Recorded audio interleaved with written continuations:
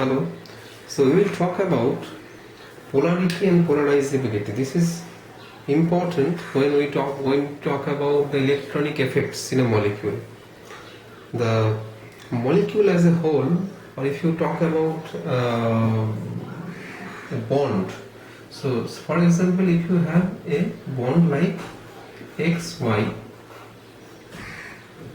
so we will consider that this is a sigma bond and we have a electron each from X and Y, and this bonded pair of electrons will be equally shared by X and Y, and this is a covalent bond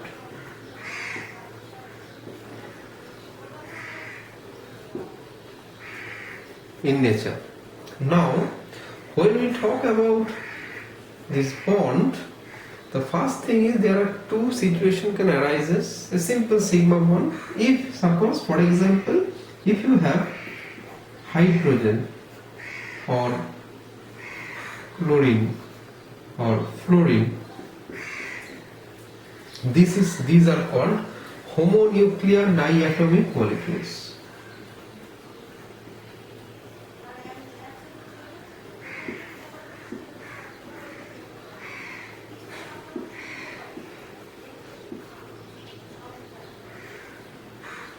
Now, because these are similar atoms are connected through a bond to form the molecule.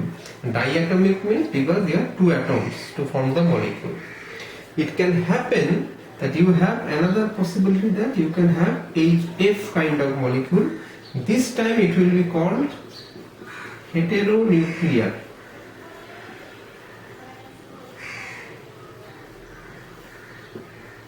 Diatomic molecule. So now the thing is, here you also have a two electron sigma bond like as it is, but the difference is you have a different atoms connected to the bond, and the electronegativity of fluorine is higher than electronegativity of H. It results in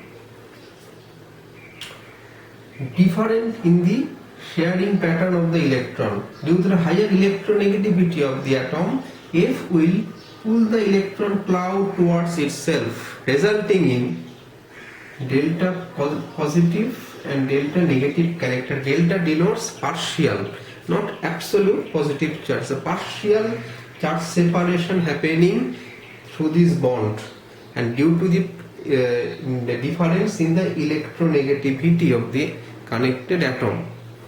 Now this will impart polarity in the molecule, and this is inherent in nature, and this type of molecule as a final will be called a polar molecule, and we can call this a polarity is generated inherently within the molecule due to the difference in electronegativity. That is where we are used to term polarity, or whether a compound is polar or non-polar, etc.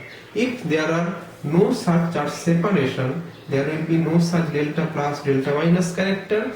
Hence this molecule will be called non-polar, and this molecule will be called polar.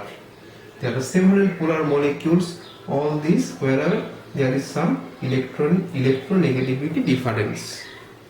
Now we will talk about another term which is called polarizability.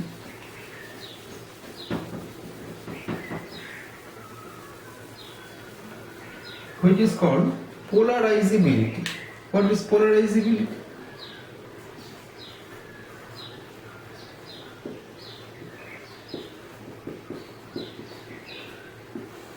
Polarizability is when you have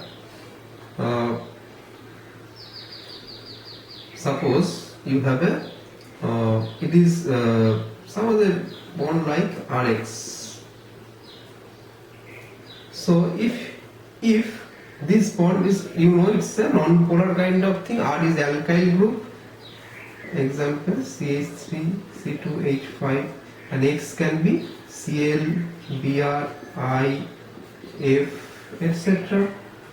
Now polarizability is happening when through some external compound, it can be solvent or it can be a reagent, the bond, the symmetry in a bond is disrupted, then it is called polarizability. And the extent of polarizability is given by the term, this is a polarization by the external reagents, and the extent of polarization is known as the polarizability. So we can call how a molecule or a specific atom, whether it is polarizable or not. What is the example? Example is, suppose first of all, how is it happening? It is happening when, suppose we consider the atom X. Now X, if is FCl Bri, F is the smallest, then the chlorine, then the bromine, then the iodine. Now polarizability deals with the valence shell outermost electron and how those are influenced by the solvent molecules or reagents. Now remember, or you can imagine, there are nucleus, and definitely as the size is increasing, the nucleus has a lesser effect on the outermost electron in the iodine, because it is far away from the nucleus. So the attraction of the nucleus to the outermost electron is higher in fluorine but highest in fluorine and lowest in iodine. That's why by the action of any reagents or solvents, these outermost electrons are highly influenced, and that is why these things are so this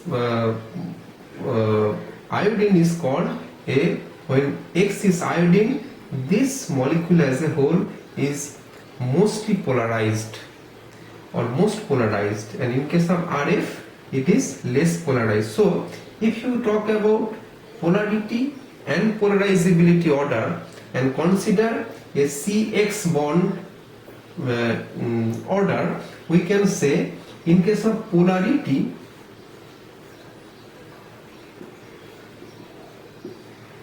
we will have the order CF, CCl, CBr, Ci.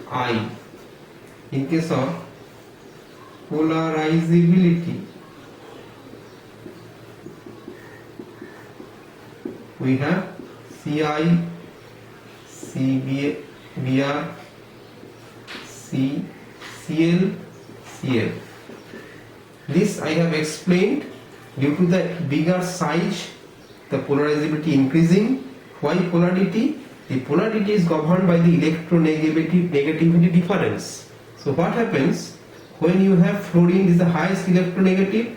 So this charge separation is maximum in CF bond due to the highest electronegativity of the fluorine compared to Cl, Br, and is least in here. So more the charge separation, more the polarity, and more is the, which is indicated by the highest dipole moment of CF bond compared to Ci. So that is, so we can summarize that polarity is an inherent property of a molecule which is represented by the charge separation and dipole moment.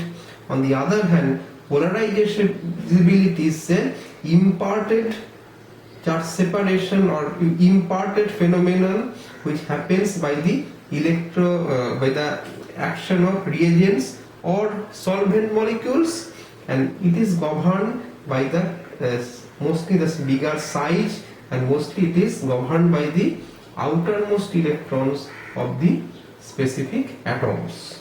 Thank you very much. Now in the next lecture we will talk about, considering the concept of polarity, we will start to talk about some effects, which is inductive effects, mesomeric effects, electromeric effects and hyperconjugation, because this is very important to predict many chemical structure, their properties, and also very much important for chemical reactions. Thank you very much.